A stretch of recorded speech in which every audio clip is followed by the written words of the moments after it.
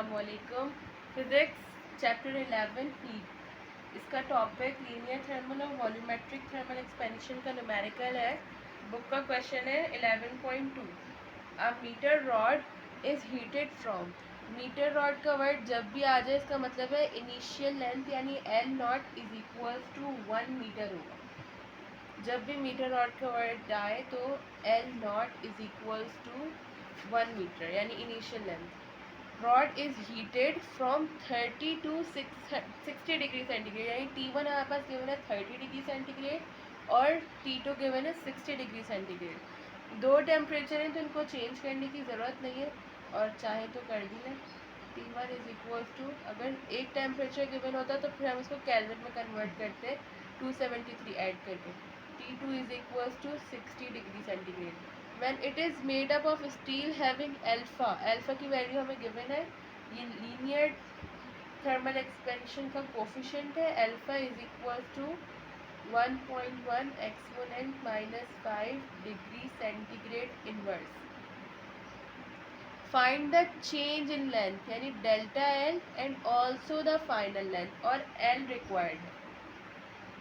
Delta L change in length और L required है। Formula हमारे पास लीनियर थर्मल एक्सपेंशन का था, delta L is equals to L not alpha delta T.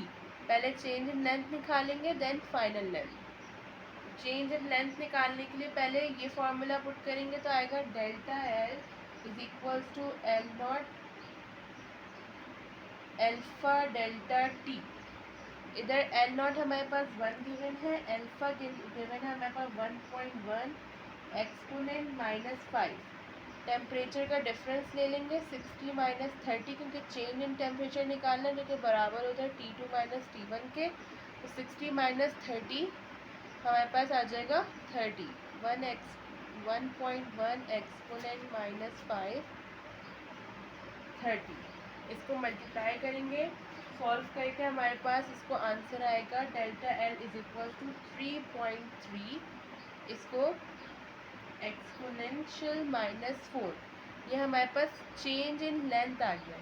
Change in length के बाद हम लोग एल फाइंड करेंगे। एल फाइंड करने के लिए चेंज इन लेंथ बराबर होता है एल माइनस एल नॉट के, यानी final length minus initial length. अगर इसको हम final length minus initial length, अगर एल नॉट को हम इधर शिफ्ट कर दें तो आ जाएगा delta L is equals to delta L plus L naught. Delta L हमारे पास आया 3.3 एक्सपोनेंशियल -4 प्लस एल नॉट था हमारे पास 1 मीटर, तो 1 इसका यूनिट आ जाएगा metre. L is equal to 3.3 exponential -4 metres plus 1 है, इसका हमारे पास फाइनल लेंथ आ जाएगी L is equals to 1.00033 metre. Length का यूनिट है मीटर, तो हमारे पास चेंज इन लेंथ आ गया 3.3 एक्सपोनेंशियल -4 और फाइनल लेंथ हमारे पास आ गई 1.00033 मीटर। इसका रिजल्ट हम लिख देंगे, the change in length is 3.3 exponential -4 and the final length of the meter rod is 1.00033 meters। अब ये क्वेश्चन है 11.3। Find the change in volume of an aluminium sphere. अब ये चेंज इन वॉल्यूम मांग रहे हैं यानी डेल्टा वी रिक्वायर्ड है of an aluminium sphere. Sphere की बात आ गई, स्फेयर का वॉल्यूम होता है, क्योंकि हमारे पास यहाँ पे रेडियस गिवन है 0.4 metre radius. When it is heated from 0 to 100 degree centigrade यानी T1 और T2 गिवन है। और वैसे हमारे पास वॉल्यूम का जो स्फेयर का जो वॉल्यूम होता है, स्फेयर का वॉल्यूम हमारे पास होता है V is equals to 4/3 pi are का क्यूब। तो इसका डेटा बना लेंगे। पहले डेटा में हमारे पास इसका रेडियस गिवन है 0.4, रेडियस गिवन है हमारे पास 0.4 मीटर। T1 गिवन है 0 डिग्री सेंटीग्रेड, T2 गिवन है 100 डिग्री सेंटीग्रेड और अल्फ़ा की वैल्यू कांस्टेंट होती है। इसका अल्फ़ा हमारे पास हैगा 2.4, क्योंकि एल्यूमिनियम की बात हो रही है तो 2.4 एक्सपोनेंशियल -5 केल्विन इनवर्स। लेकिन हमें वॉल्यूम फाइंड करने के लिए बीटा रिक्वायर्ड होता है। तो हम बीटा फाइंड करेंगे। बीटा कैसे फाइंड करेंगे? लीनियर और वॉल्यूमेट्रिक थर्मल एक्सपेंशन का जो रिलेशन होता है beta is equals to 3 alpha. यानी हम अल्फा की वैल्यू को 3 से मल्टीप्लाई कर देंगे तो हमारे पास आ जाएगा बीटा।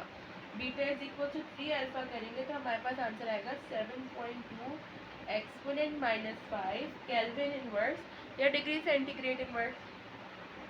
रिक्वायर्ड है हमें चेंज इन वॉल्यूम। फॉर्मूला होता है चेंज इन वॉल्यूम के लिए delta V is equal to V not beta delta T. जब इसमें फॉर्मूला में वैल्यूज पुट करेंगे तो delta V is equal to V not beta delta T. इस वी नॉट की जगह हम स्फीयर का वॉल्यूम पुट करेंगे यानी वी 4/3 पाई आर का cube multiply by 7.2 exponent -5 multiply by 100 minus 0। ये टेम्परेचर का डिफरेंस ले लेंगे। Delta V is equal to 4/3। इसमें वैल्यूज पुट करेंगे तो हमारे पास आ जाएगा पाई तो ऐसे ही रहेगा आर क्यूब में 0.4 का cube multiply by 7.2 exponent -5 multiply by 100। इस पूरी वैल्यू को जब कैलकुलेटर से सॉल्व करेंगे तो हमारे पास आंसर आएगा delta V is equal to 1.9 exponent -3 metre cube. हमारे पास ये आंसर आ जाएगा। चेंज इन वॉल्यूम हमसे फाइंड करने को कहा था और चेंज इन वॉल्यूम का हमारे पास आंसर आ गया। इसका रिजल्ट हम ऐसे लिखेंगे the change in volume of an aluminium sphere is 1.9 exponent -3। और एक्स्ट्रा वर्किंग है अगर चेंज इन वॉल्यूम के साथ वी भी मांग लें कि टोटल वॉल्यूम यानी V2 और V।